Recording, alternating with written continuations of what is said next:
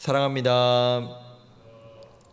오늘 말씀의 장면은 이삭과 리브가가 처음 만나고 이제 결혼의 자리로 들어가는 장면에 대해서 다루고 있습니다. 이 내용은 단순히 두 남녀가 결혼하는 그 장면을 넘어서 하나님께서 아브라함에게 하신 약속이 성취되는 장면이며, 이제 이 창세기의 흐름이 아브라함에서 이삭으로 넘어가는 부분이기도 합니다. 본문에서 이삭이 부엘라 헤로이에서 왔다라고 기록하는데요. 이 장소는 하갈이 사라를 피해서 도망하다가 이제 물이 떨어져서 어려움을 당했을 때 하나님의 도우심으로 발견한 샘이 있는 장소가 바로 이 부엘라 헤로이였습니다. 즉 하나님의 은혜가 성취된 장소입니다. 이 장소의 이름의 뜻은 살아계시며 지켜보시는 자의 우물인데요. 바로 이 장소가 이제 나중에 후에 출애굽 백성들이 정탐꾼을 보냈던 우물이 있던 장소인 가데스 바네아와 동일 장소입니다. 이 장소 하나님의 은혜가 이루어졌던 이 장소에서 63절을 보시면 이삭이 묵상하던 중에 있었다라고 기록합니다. 여기에서 구약 성경에 딱 한 번 기록된 묵상하다 라는 뜻을 가진 히브리어 수아으라고 하는 단어가 쓰이는데요. 이 단어는 바로 하나님의 뜻을 구한다, 묵상하다, 즉 기도하다라고 하는 의미를 가지고 있습니다. 이삭이 이 장소에서 하나님을 묵상하고 기도하고 있었다라는 의미인데요. 학자들은 이삭이 여기에서 무엇을 넣고 기도했을까라고 하는 부분에 대해서 많은 학자들이 공통적으로 이 부분에 대해서 기도했을 것이라고 얘기합니다. 바로 자신의 결혼을 놓고 또 자신의 배우자를 놓고 또 자신의 가정을 놓고 기도했을 것이다 라고 해석하는데요.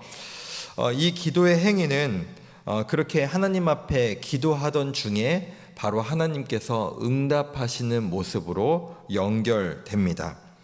기도하던 중에 리브가가 오는 낙타를 이삭이 발견하였고, 또 리브가도 눈을 들어 이삭을 바라보았다라고 성경은 기록합니다. 아마도 직감적으로 서로가 누구인지를 알았던 것 같습니다.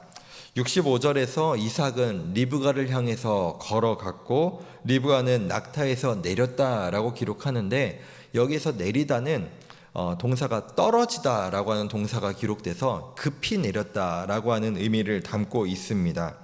여기서 리브가가 이제 물어보죠. 종에게 저 사람이 누구냐라고 물어봤을 때 자신의 주인이자 이제 당신은 남편 될 사람이다라고 얘기하자 너울로 얼굴을 가리는데요.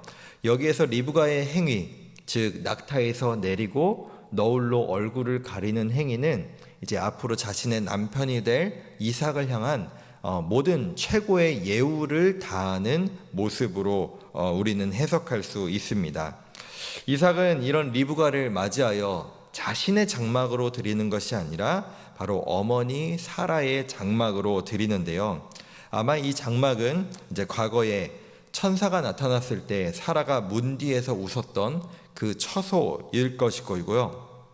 거기서 이삭은 리브가를 아내로 삼고 그녀를 사랑했다라고 기록합니다. 그리고 성경은 이렇게까지 기록합니다. 어머니 사라가 죽은 뒤 슬픔 가운데 있던 이삭이 리브가로 인하여 위로를 얻었다라고 말이죠. 이 위로를 허락하신 분이 바로 하나님이십니다.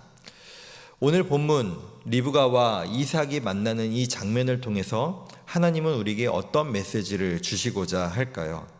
우선 이삭은 자신에게 있던 어떤 문제를 해결하는 데만 집중하지 않았습니다.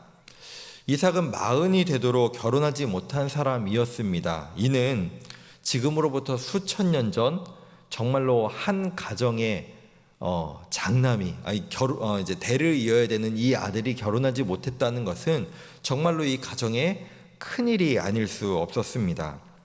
아브라함이 대를 잇기 위해서 자신의 생각대로, 자신의 판단대로 하갈을 첩으로 맞이했던 것처럼, 만일 이삭이 자신의 문제를 어떻게든 해결하기 위해서 빨리 결혼을 하고 또 또 이방인과 결혼을 했다면 자신의 대를 잇는 아들을 하나님께서 원하시는 가정을 그 문제를 해결하지 못했을 뿐더러 리브가를 아내로 얻지 못했을 것입니다.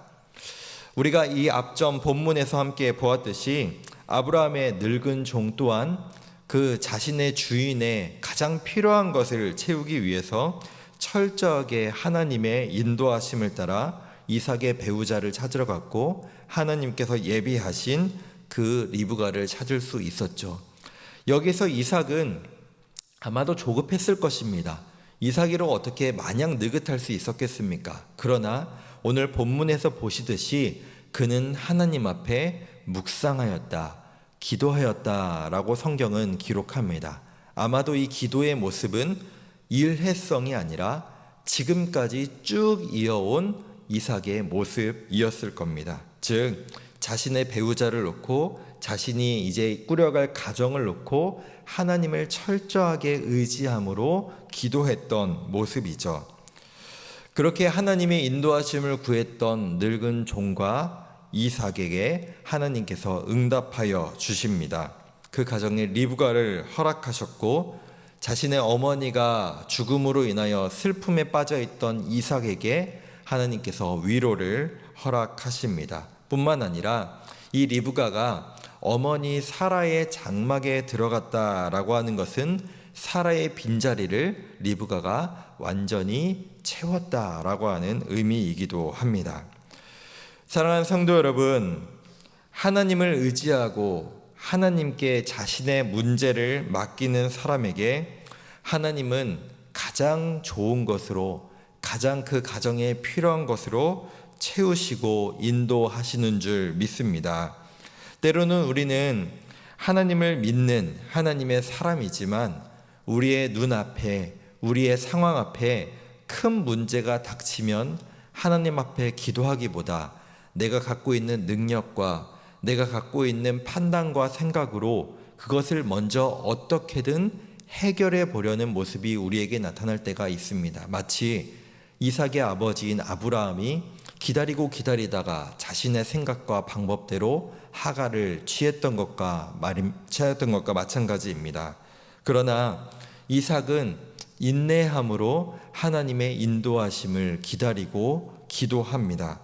그리고 그렇게 하나님을 의지하는 그 이삭에게 하나님은 가장 좋은 리브가를 보내시고 그 사라의 빈자리를 채워주십니다. 그 가정을 하나님의 말씀으로, 하나님의 인도하심으로 성취해 가십니다.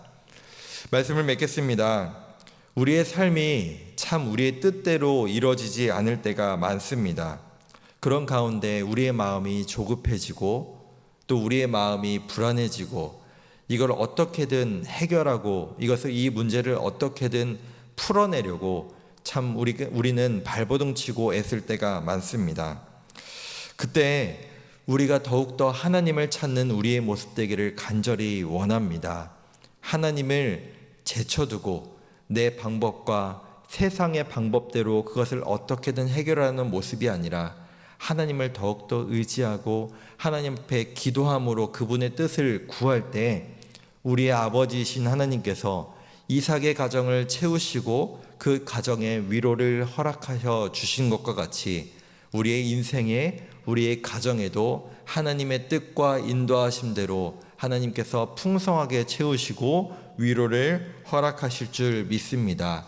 오늘 하루도 그 하나님의 인도하심 따라, 하나님의 채우심 따라 그 하나님의 은혜를 누리는 저와 우리 모든 성도님들 되시기를 간절히 소망하며 축복합니다.